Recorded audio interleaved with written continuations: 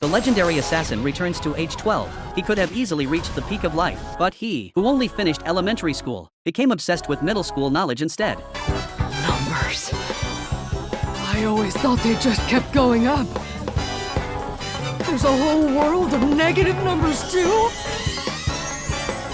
That's incredible! Jack is an old-school legendary assassin. With just one man and one gun, he could effortlessly tear through an entire mafia. Killing held no thrill for him. It was just a boring but necessary routine. But after completing this mission, Jack accidentally from the mafia stronghold brought back a mutated bee. Just one sting from it made Jack's heartbeat suddenly accelerate, as if his heart was being tightly gripped by something. In just moments he lost consciousness. When he woke up again, he was in his ex-wife's lab. His ex-wife questioned Jack in detail, confirming he had not lost his memory. All vital signs were normal. Only his body had undergone slight changes. He had regressed to the state of a 12-year-old. Jack naturally could not accept it. But although his ex-wife was the organization's research director, she had no solution for the time being. After all, the mutated bee was the mafia's latest research result. Breaking it down would take time. The organization boss was quite happy. He immediately assigned Jack a new job: to send Jack to a private middle school to eliminate future risks for his daughter's enrollment next year. Jack's first reaction was to refuse, but the boss offered too much for someone carrying a mortgage and car loan, and also needing to support a daughter. It was an offer impossible to refuse. Given his current physical condition,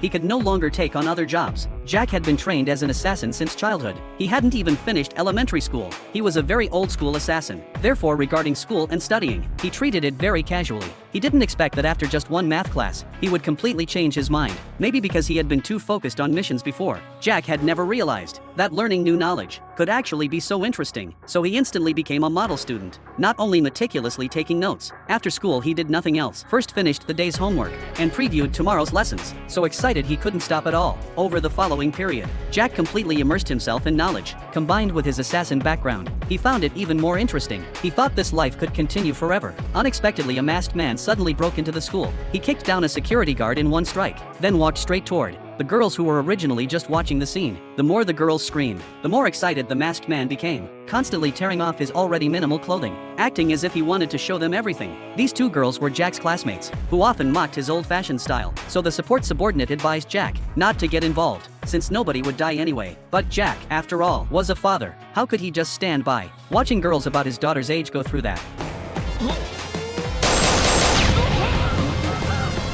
Smoke screen made out of chalk, good one! And that quick draw was insane! Would you mind shutting up for a second?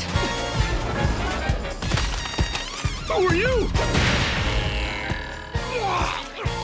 Jack originally thought one strike would be enough, but after returning to age 12, his physical abilities had significantly declined. He failed to knock the masked man unconscious. After noticing someone, the masked man immediately pulled out a homemade bomb, ready to take everyone down together. Although Jack's physical abilities had declined, his legendary assassin skills remained. Handling this kind of small situation was easy for him. The blast wind dispersed the dust, blocking their view. Only then did the girls realize the one who saved them was Jack. Jack immediately denied it. Otherwise his hard-won peaceful life would be disrupted. But the girls assumed he was the type who does good deeds anonymously. So when classmates exchanged social accounts, planning to create a class group chat, but completely ignored the quiet Jack, the two girls took the initiative to find him, shyly inviting him. Jack casually agreed, but immediately regretted it, because these middle schoolers had too much energy. The constant notification spam, for Jack who barely knows how to use a smartphone, and doesn't know how to mute notifications, it was pure information overload.